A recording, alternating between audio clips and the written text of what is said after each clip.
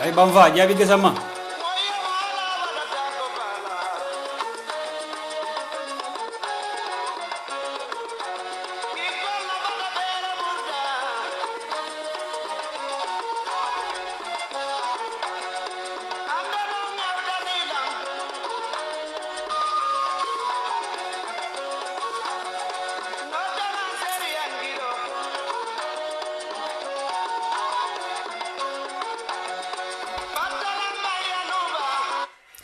assalamu alaikum warahmatullahi taala wabarakatuh badi misil mol mbal be kontonna mo mo le to wona jamula am fo Sénégal donc voilà fo table France la mo badi misil mo be dawda ndi mbabbe kontonna nabi kacante jam fala jagonya mais bon jannimbe kacca dam tala je veux que vidéo ni fon ça partager quoi parce que vidéo ni c'est important quoi donc allons signer on dem na partager. C'est important parce que message même mon bel hakan khala mais surtout avec concerner na paraner là donc normalement et hakana message na me adu message ni na cool fanan male asi dobo toro ya do fanan na islamia kon la ni na signyo ya kon la yo bon ba fala le fen fen ni na trabe message yu be ga vraiment be condamner ngal mbal be konton na fanal konton bete. Bon, nabi en direct, c'est-à-dire que mon comingalo avec Kerine, avec Kekam Fanang, Barini Hadjube, Damunya Alfalla et dinding la force foutu au Kenya. Alfalla dinding la force foutu au Kenya, donc fait ne mon mengalo, comme digamos siata. Koina ono ya riselli tanalaton jamtano alhamdulillah alfalla dinni la force futu Kenya nyamu kacala je kanne to nyame ngadi ala e iding me ni ha wulo e hala balu ha topoto fona si bima famme genda ni ke baki la nyame na isagole bato ha konya me ni ha jube dunia folotoma ane dunia sayima italata le mankilinya bibibi alfal safa ko dingil mantari ila kuma kanu batuka bal ni ha jube dinnin la kuma kan batu balia ni ha siaman jube abe depandi alfal fan la e kuluwo Kenya la de pia damu tadla ita dimme wul yo tuanya e inyala ha tuonya menga dia hoki yana fo kite bo forcer futulal e ha di forcer bari e khana fulo juro ta dolema wala bari karbe kuki ka ngete na ala mandal ha men kete nsa fo nyal edo kete be dingita la hadi mo ma forcer la ko bari nga firile wol nyam mo hakilo stolal non koto alfalu o kana bula nafulo ko ma hafo kebe dingaga la ni bula tan nafulo ko ma he dingaga toro do be lala kan atene dunya heronde yomal hiya mo ite fanam bo hako stolal ni membe men ku futola iso diwo ma futola wala fananga fisa meni ha jube ita hafa ko bari karde a million dinte man dafa nam bending sukila wo sokol ku dam dar ne mo kula bantande ala nga sabari badi muslimol alfal nyam mo hakilo yetu kende oui c'est bon ça va on dit quoi tu vas bien j'espère alfal nyam mo hakilo tulo non tulo be bake parce que kano mo fementi kano la wulita ku siama ne kama jigole mo kanoti ani lannaya ani hormone nyon suturo mais ni xamo di mogoma futurola suturanta kon la lannenta kon la hormanta kon la kanunta kon la womu kuleti folo tale mo bar labantande ni haju alfal nyami hakilo tulan non ikana fa ko bar nte dinnamo a dinnya nyame mbaki la wonya ni ha konya ku fulo mo bibi simol je bibe dil la futurola dingi si dandang logo kun kili logo kun fula wala karu kilin karu fula ta famfa sika me kare ha famfa adun ko damu tata nyamen na amankan damu tala wonya futu wonte nyindi force futu o bandal bitu force futu o bandala meta nyoma me kana fa ko bari ndebe bulal nafulo ko ma bendi ngagala ni ga gaga ni nimisa me muitel ben nimisala ala nga sabay ala nga kol damu ta nyal jube ala nga na kol bandulal ma fele ko kundi ni be dunna kon la inyam ma jube la kende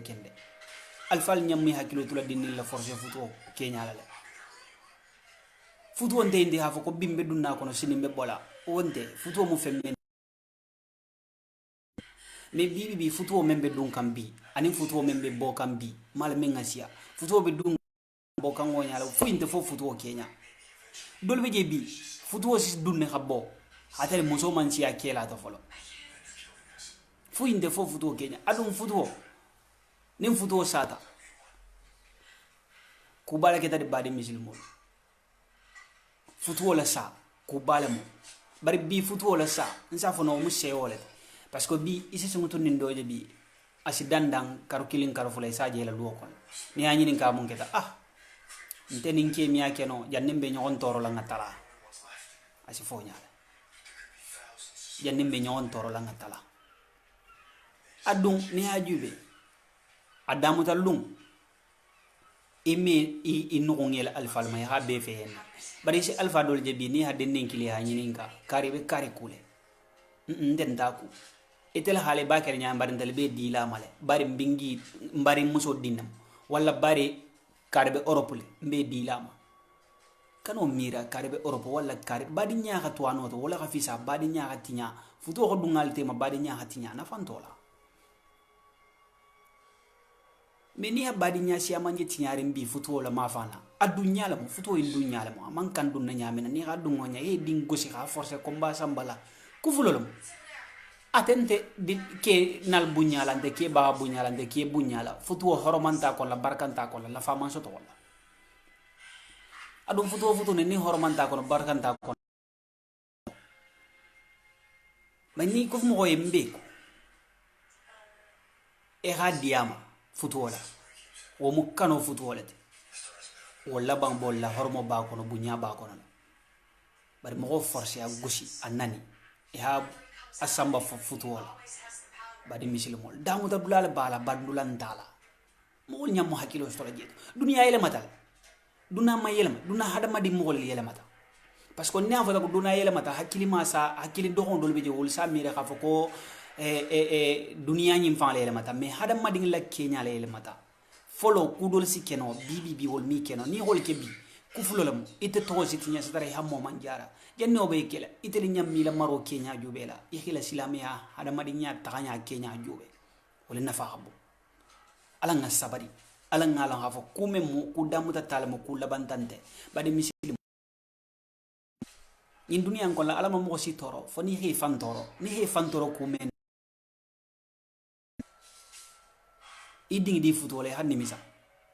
abode fannato non de mo forse ndisi même vo kamarni ni al fere che al khasamari non se bonde kuma kan futuo Kenya la ko kube keri kunde keri bar sebo billahi ni hajube kulbe keri na bundu kono bi na badinya kono na sigi nyoya kono la na faman so tala futuo Kenya la na faman pourtant bibi ni haje education be tinyare abe depandi na futuo Kenya la sebo education na tinya abe depandi futuo Kenya la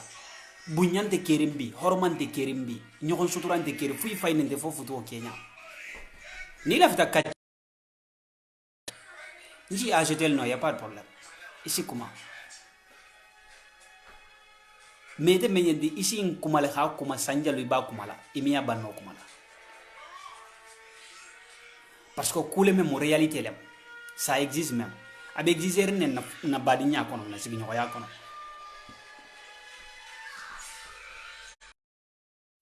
c'est pas facile à comprendre afahamu mandi mais faut afahamu le surtout fana sunguto ni men fana disi kuntanya ke ila mole kili iba ila alfa le kili be kare kule ba kule I ha bulu domo na fulo la yana fa fa konta kuma be sial janni bi dunna ko to dungal ha fa kumme ngala mi ala banno kana dungato na fa sintal bar dun ko to bi bar na fulo domo I pareta wala I kana fa fa kontenta ko bade misil molo lunne be jonkam bada bante kan hada madi kete nyaawu nyandi be lunne kono la bi bola kono sini membe na la ko sima wolo al sabari jabi say fode ko tarante num fama ala nga sabari sungtu ni al non fana nakanta kende ninte mogo ku afa intaku me ikana tare inte mogo ku ibal naflo ku nafantola inte mogo ku ibala poso ku nafantola na telephone sanga di mai baku na naflo godo ki mai baku bari ni afan la kumo makatela inte o man nafa soto almala hafa ko kudo be haramo le moti gana bula mo wala bul finga nofe inte mo fanku haramo le mo ibe mendo maka amang daga har dino le faman songama al bari in dunia baluo akana mo si nene hebula ko kon la sini sina naf nimi samen ni la alfal he kilimbe di la karima harna tar million le babula ni khala kenta ko idunga la indala futu wala banna to nyafe la mo bar ni ha damuta hafa bari fenne babulle ha damuta idunga len talla banna isala hafa kebe kimal domaka kima ibolo domaka ala nga sabay ndala en direct ni haje se kuma futuoka ante ko hafa kombe kuma kan futuoka hafa komi ni diala mo mais ni haju ben na education bin na société kono bi ku siama be tinyari ngebi ande tinyari dula ko tanab tinyari futuo kenya futuo nyami tale futuo nte ko komi folo be nyamen futuo hormo banta bunya banta hinno banta suturante kere wala hake mo jangol ko ni hakare je kumala iman dele soto ni hadde soto ente kumala kuma kuten beje mo kan kam memfo ila andreki o andreki mais ni haje be balanding ibi balandim ko kilinka isalon ha ko changement ne manka ko la aduni changement manki ko kundina inya mo kelelale fo changement sikala nde ban akita mo kuten ti ban besi kuma no ko kilina le pour ci solution soto na la jisi keno ala nyamen bar kule mo ko men ngalong wati ne abe hadama di fuinte fo kamar ni la Kenya ala nga sabari sumuto nil nin kamar ni la ala nga sabari ko ne dunia masi hadama di ngo hadama di nyinto ikane fandun ko la sini sina nim samen na badi lu aman nafa soto ko ne dunia balu si hadama di nene Allahu akbar ala nga sabari ala sebo abinyari jawi ko tarante ko garangen ni ko maga e ko jawna mo kam futu kan kende gende fende kerne jabi ni finde kere atel jabi ni la futu wol tinya jabi ku ndangol jabi ga sama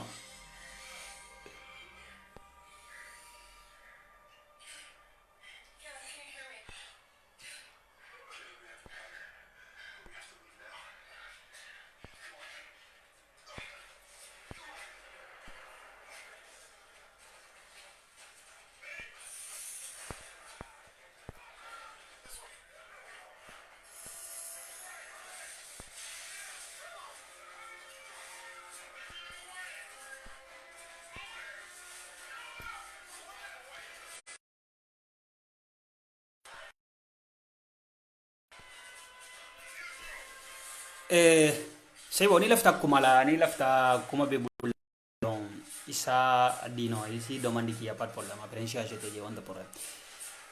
are mbiate kuma kilina bari misil molo sabari me ndesi kuje no fanan del kamarne el fanana sila do be ndesi kuje wolle ma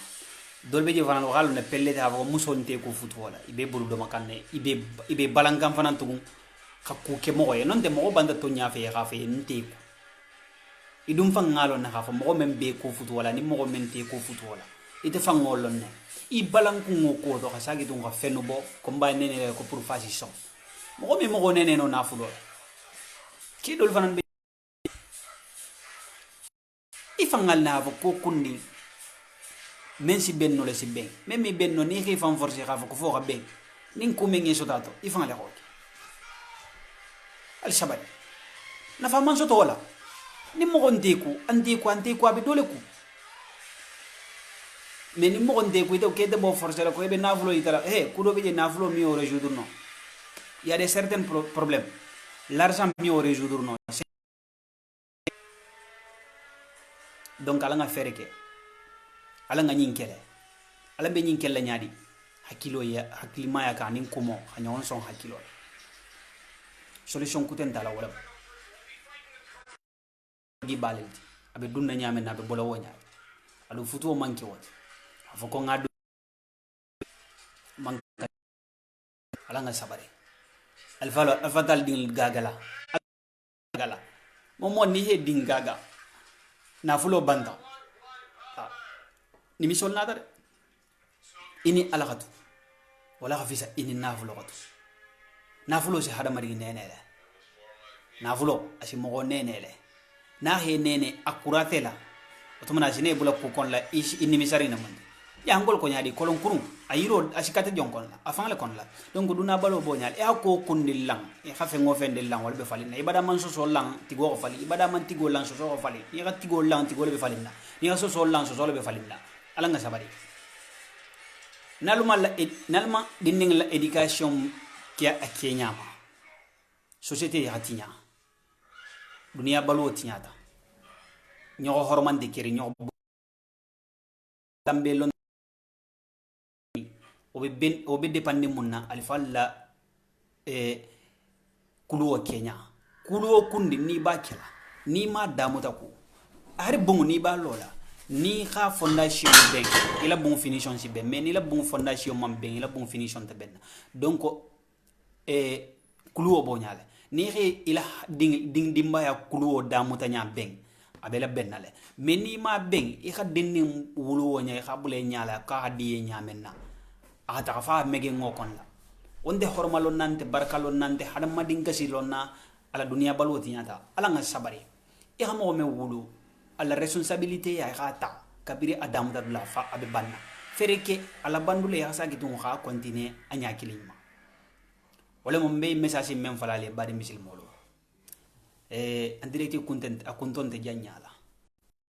makam membe mul wala mo indi khayita alla ala nga fereke ala alni alfal nga sigi nga kacha dunia nyimbalwo fondinkel ndelelta alfala hitilo kele akudul je wolu bo mutari menan del fondinkel mo do star lo kono bi mudinke folote ini ibaba isigi na sikacha isa hakili nyuma diama ini na isigi na ikacha isa hakili nyuma anin ko me kerimbi wolde kele alan si nyonde mala nga video nyim fanam partager c'est important vraiment ba fala lien al musuto hero siala mo mena ham nyim andirect njuwe fanam bal be konton namba fala ala baraka ala mo jigo kunna nyogon to tari ala mo kala nyamaro mutabati ala kananki yamaro soso bagati na dinni nya kunto ala ma soni ala nata menyi ala ma dila manala hadimma ala kana kata ma dimma kila hormoto kila darajola nani fa barakola makan medna hormola garam mo hormola jabi kundan kolo bilumba hormola insha Allah ya rabbi shalli ala muhammad asawunyu mayla ala barika al bari khalifa jawne bundu janna